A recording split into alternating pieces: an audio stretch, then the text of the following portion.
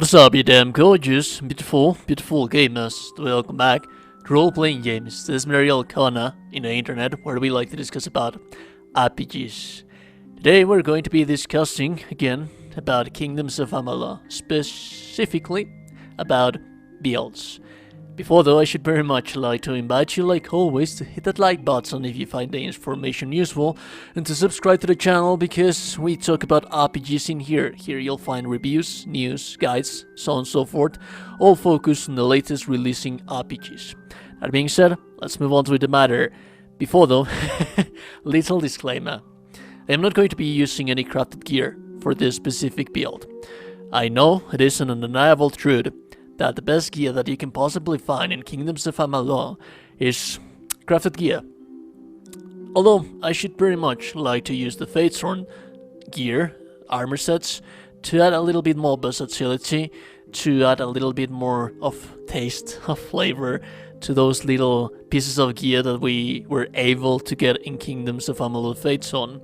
So that being said, let us move on first to the skills, and well, everyone can use whatever skills that they want to use, but I like to use stealth because this build is going to be as you saw in the title video and thumbnail, this is a sorcery and finesse build, so we are going to be using stealth. Whatever else you want to pick, that's going to be your decision. We don't have anything in blacksmithing, nor on, let's say, sagecraft, although we are going to have to invest a little bit on them to be able to make this kind of weapons. This is a weapon that I made for myself using, of course, blacksmith and sagecraft. What is amazing about this one is that you can actually place poison and bleeding effects and damages to the weapon, which are some kind of types of damage that we will, of course, be using with our build. That being said though, let us move on with the build in itself.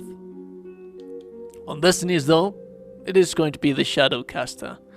Elemental damage, piercing damage, chance to critical hit, mana regen per second, guaranteed guaranteed to critical hit versus enemies in panic, poison blink, level 3, short range teleport with poison effects replaces dodge, and drain mana. Critical hits restore mana. Although that's just something that is going to happen with this thing. First, we need to have at least 81 points on finesse, which is why we won't be having any points of the maximum masteries on sorcery. We're not going to be using Sphere of Retribution, Meteor, nor Winter's Embrace. Also, this is up to your personal preference, but since we are a shadow kind of type of assassin, I like to have dagger mastery and precise weaponry as well. Those are so hugely important. The magic kind of build, part of this build, is going to be coming from spells.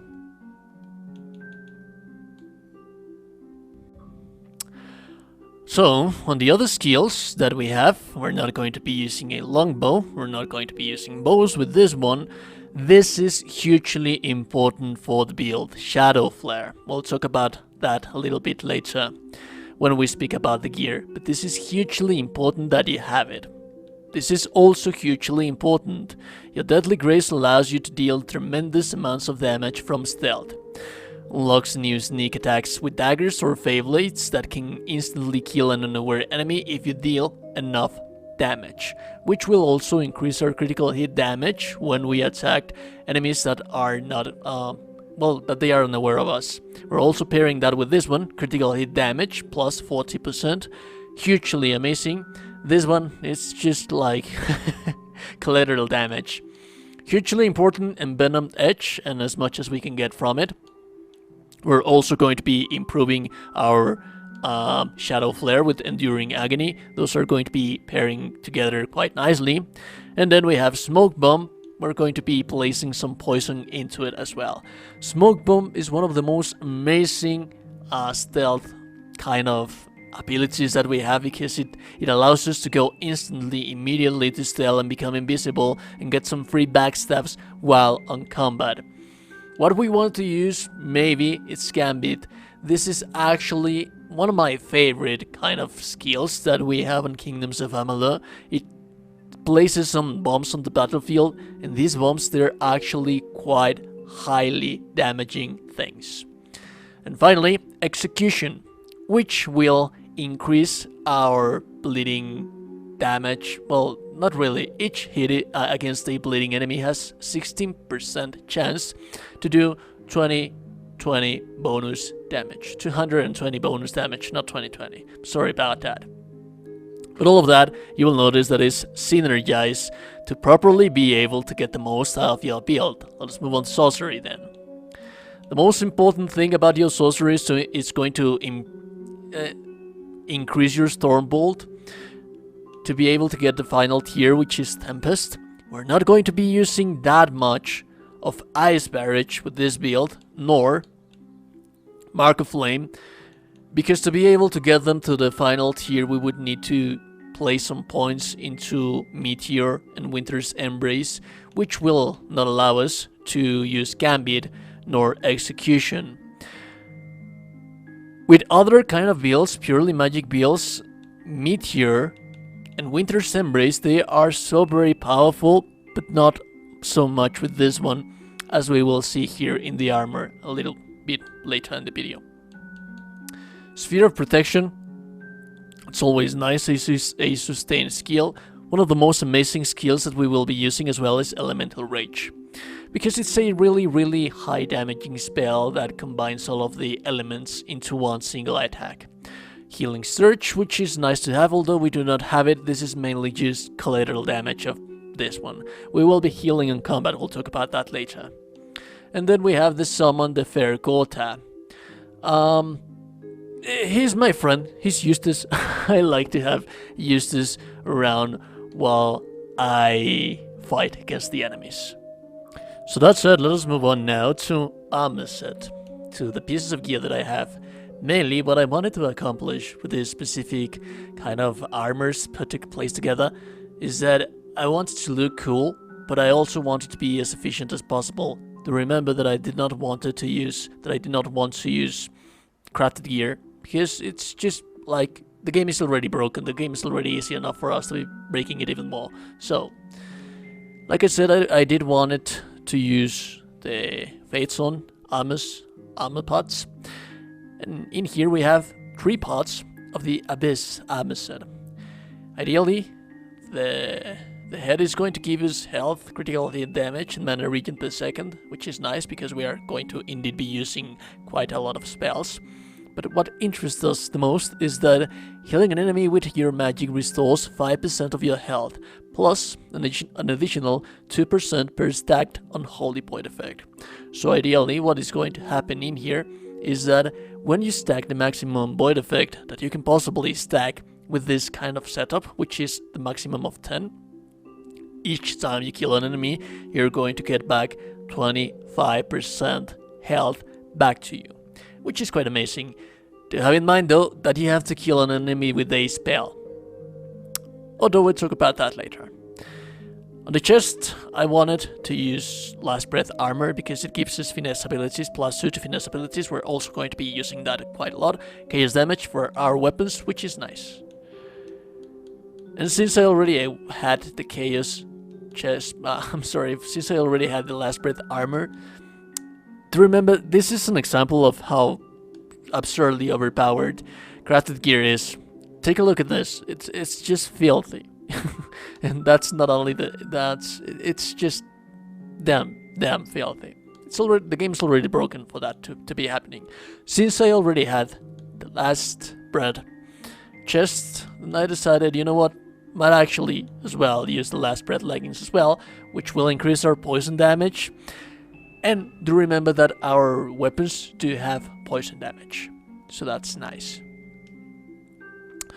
The rest is going to go for the Abyss hand wraps and the Abyss boots, mainly because remember we want to get that armor set kind of effects to be able to get this thing going.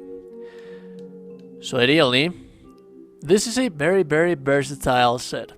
You can go to stealth anytime you want to. Like, ideally, you can go to stealth anytime you want to, and you will most likely be able to kill enemies in single hit because of this one thing that you have right here. Assassin's Odd. And also Blade Hunting, which increases our critical hit damage. Also, we have quite a lot of spells, but what I wanted to really showcase, and what I did say that this was so very hugely important, is that this thing, you will see that I can cast it as much as I want to, and it will indeed summon my void effect. I wasn't able to kill the enemy in the with my spell, but ideally that's going to get me 25% health back. Also, when that happens, if the enemy gets the best of you, just remember that you can use this thing and you can kill enemies in one hit. And while you're doing this, once you want to get out of that, launch that one. And these little traps that you see right here, they are going to protect you. So ideally, like I said, also you have Eustace, my friend here, and we also have the this thing. Although I do not want to, I don't actually want to diminish as much my mana. So ideally, I just don't like to use it that much. But do remember that this thing is going to increase your void effect, and also on here you have the final tier for this spell, as well as the elements, the Rage of the Elements. So, as you can see, this is a very, very, very versatile build that is going to help you quite a lot, and also to have in mind that you have stealth, so you are a stealthy character. If you want to go to dungeons and kill enemies on stealth, do have in mind that your stealth damage, not your critical hit damage, is high enough to be killing everything in your path, to be able to do so. And if they manage to spot you, you always have this thing with our traps to be able to get out of there without us getting our ass handed to us. That being said, that was all from me, guys. I hope that you find the video useful. I hope that if you like the video, please indulge me with a like on the video. Do remember that if no one's told you today that you're a gorgeous, beautiful person, then you are indeed a gorgeous and beautiful person. I will be seeing you guys in the next one. Have a beautiful, beautiful day.